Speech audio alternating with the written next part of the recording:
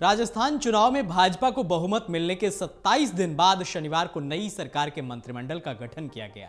राज्यपाल कलराज मिश्र ने राज्यवर्धन राठौड़ समेत 22 मंत्रियों को शपथ दिलवाई है। भजनलाल शर्मा के नेतृत्व वाली सरकार में 12 कैबिनेट, 5 राज्य मंत्री स्वतंत्र प्रभार और 5 राज्य मंत्री बनाए गए हैं। राज्य की 200 सीटों में से 199 सीटों पर मतदान हुआ था। एक प्रत्याशी की मौत हो जाने के बाद एक सीट पर 5 जनवरी को चुनाव होना है। यहां से बीजेपी ने सुरेंद्र पाल सिंह टीटी को चुनावी मैदान में उतारा है, लेकिन इस उपचुनाव के बीच टीटी को मंत्री बनाए जाने के बाद सियासी घमासान बढ़ गया है। बीजेपी के इस कदम पर कांग्रेस ने जमकर निशाना साधा है। ये पहला मामला है जब मतदान के करीब 6 दिन पहले किसी प्रत्याशी को मंत्री बना दिया गया हो। पिछले महीने हुए विधानसभा चुनाव में श्रीकरणपुर विधानसभा सीट से कांग्रेस प्रत्याशी गुरमीत सिंह कुन्नर की मौत हो गई थी।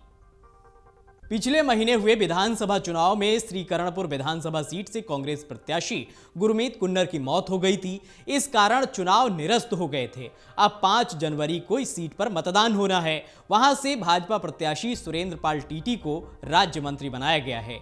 कांग्रेस प्रदेशाध्यक्ष गोविंद सिंह डोटासरा ने कहा है कि भाजपा ना तो संविधान को मानती है और ना ही चुनाव आयोग को मानती है। जानकारों के मुताबिक देश में चलते चुनावों के दौरान किसी को मंत्री बनाए जाने का ये पहला मामला है। नियमानुसार कोई भी वयस्क भारतीय नागरिक बिना विधायक बने 6 महीने तक मंत्री रह सकता है।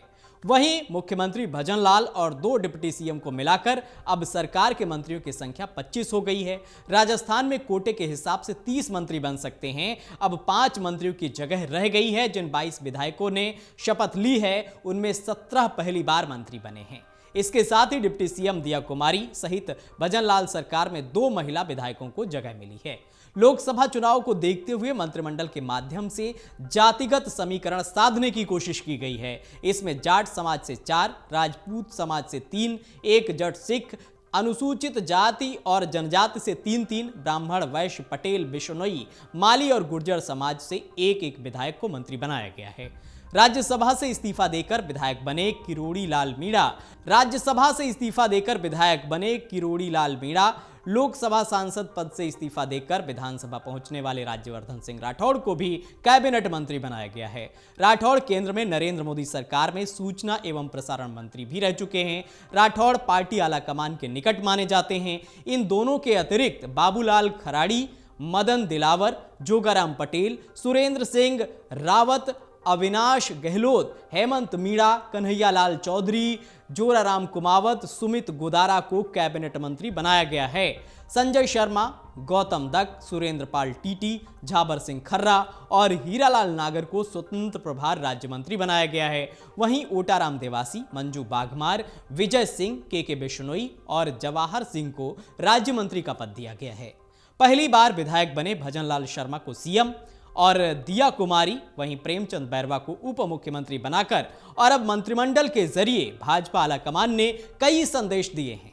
सबसे बड़ा संदेश दिया है कि वरिष्ठता पद की कोई गारंटी नहीं है। दूसरा कि सभी बड़े फैसले दिल्ली से होंगे, आलाकमान ही सर्वे सर्वा है। तीसरा कि अब भाजपा में नेता नहीं बल्कि पार्टी के प्रति निष्ठा रखने वालों को महत्व दिया जाएगा। जातिगत और क्षेत्रीय समीकरणों का तो ध्यान रखा जाएगा, लेकिन अब पद के लिए लॉबिंग करने वालों पर अधिक ध्यान नहीं दिया जाएगा। चौथा कि पार्टी में निचले स्तर के कार्यकर्ताओं को महत्व मिलेगा। लंबी जद्दोजहद के बाद बने मंत्रिमंडल से यह भी साफ हो गया है कि प्रदेश नेतृत्व वही करेगा जो दिल्ली के निर्देश होंगे। मंत्रिमंडल गठन से एक संदेश यह दिया गया है कि दाग और विवादास्पद छवि मंजूर नहीं है, लेकिन पार्टी के प्रति निष्ठा होना जरूरी है।